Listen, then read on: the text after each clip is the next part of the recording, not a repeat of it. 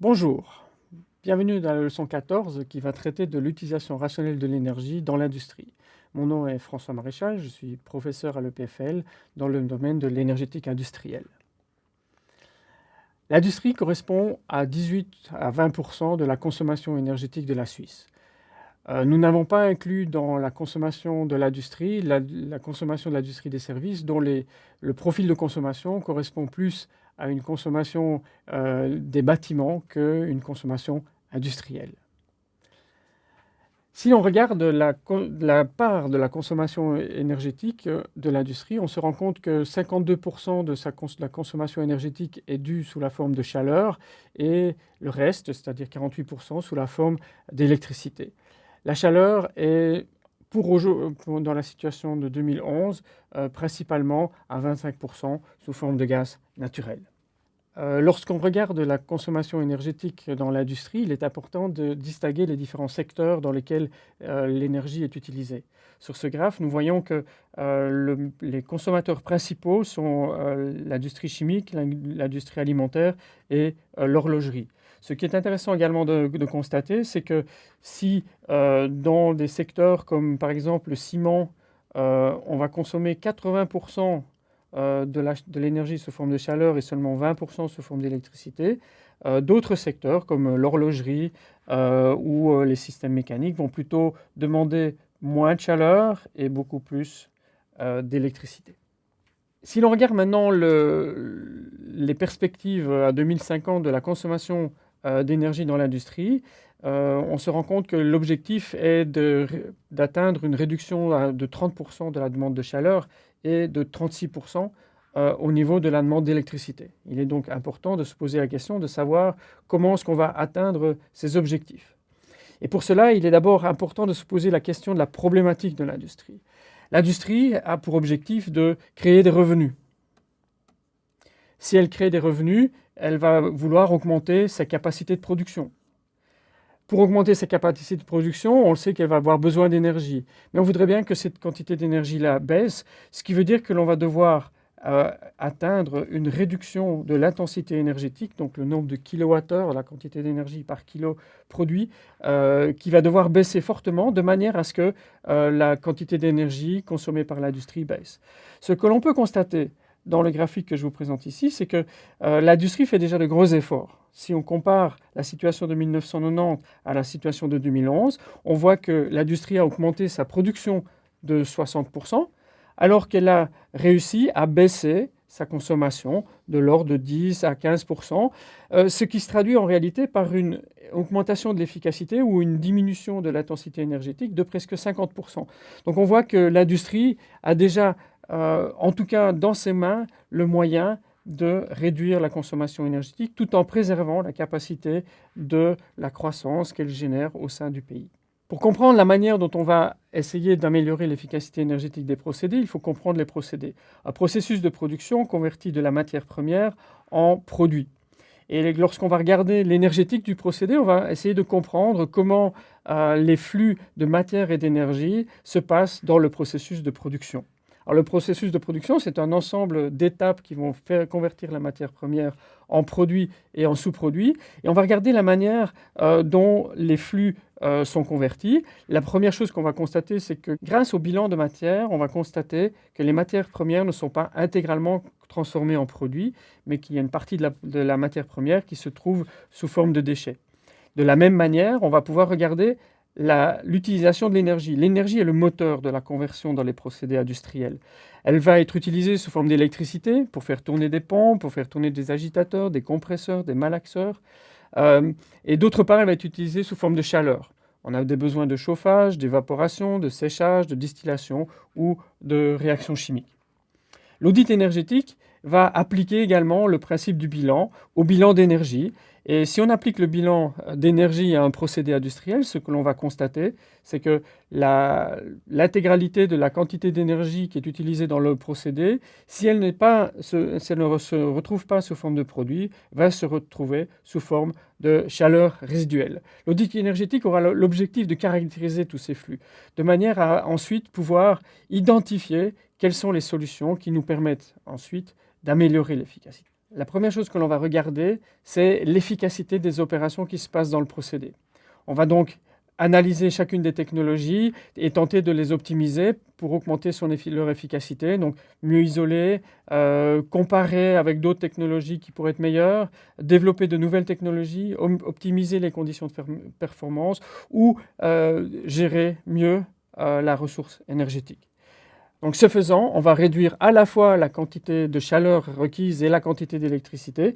Et donc par bilan d'énergie, on aura également moins de chaleur résiduelle. Nous allons ensuite étudier les échanges de chaleur. On identifie dans un procédé des fluides qui doivent être chauffés, que l'on va représenter ici en fonction de la température. On identifie également des fluides qui doivent être refroidis, que l'on va caractériser avec les températures. Et ce que l'on va constater, c'est qu'il est possible de prendre l'énergie des fluides qui se refroidissent pour chauffer les fluides qui doivent être chauffés.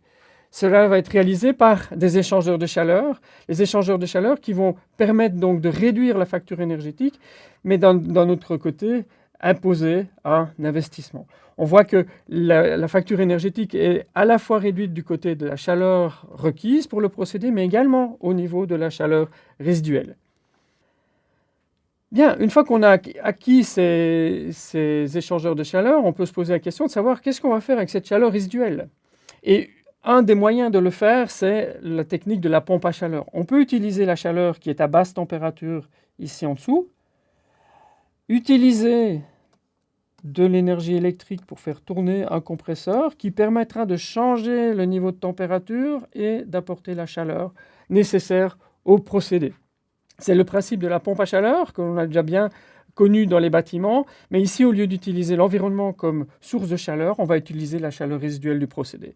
En ce faisant, nous voyons que nous avons réduit la consommation de chaleur, peut-être un petit peu augmenté également la consommation d'électricité, mais également réduit la quantité de chaleur résiduelle.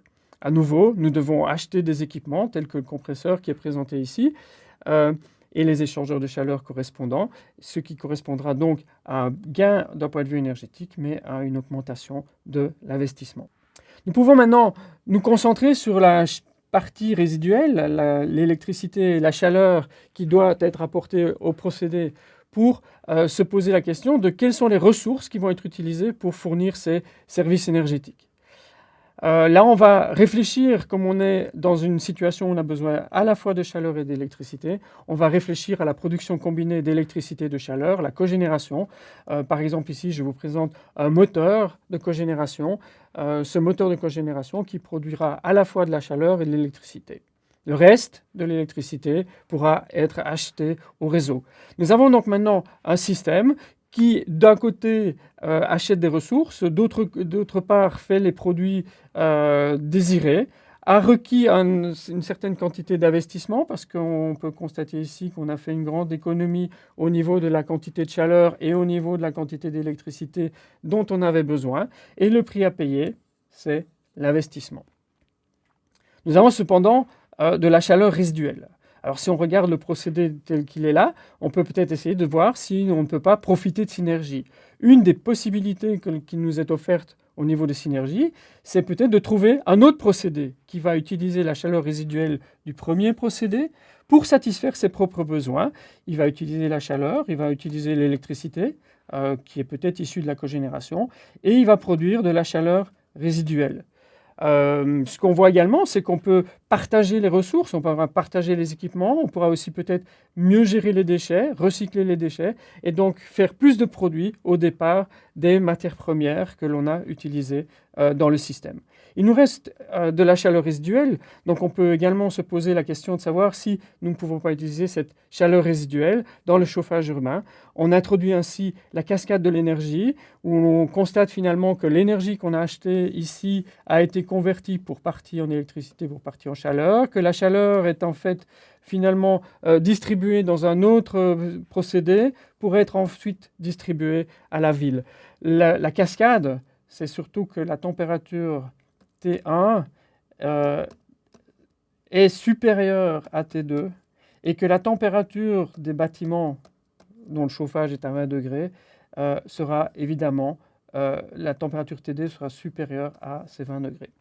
En conclusion, L'utilisation rationnelle de l'énergie dans les procédés industriels pourra être réalisée en, d'une part, optimisant l'utilisation de l'énergie dans les différentes technologies et évidemment en utilisant les nouvelles technologies qui émergent sur le marché, où on va également tenter de réutiliser la chaleur par échange de chaleur au niveau du système, donc pas seulement en regardant les technologies, mais en regardant le procédé dans son ensemble.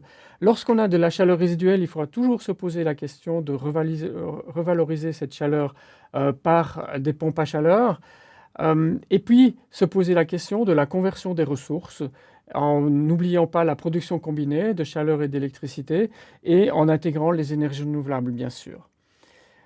Il est important de ne jamais ignorer la cascade de chaleur pour pouvoir après réutiliser la chaleur d'un procédé vers un autre procédé, partager les ressources et éventuellement utiliser la chaleur résiduelle dans la ville par l'utilisation du chauffage urbain. Alors tout cela a évidemment un coût. Le coût, c'est l'investissement à consentir pour les équipements que l'on va devoir mettre en œuvre, les équipements de l'efficacité énergétique. Le bénéfice étant évidemment la réduction de la consommation d'énergie et des émissions qui y sont associées. Je vous remercie beaucoup pour votre attention.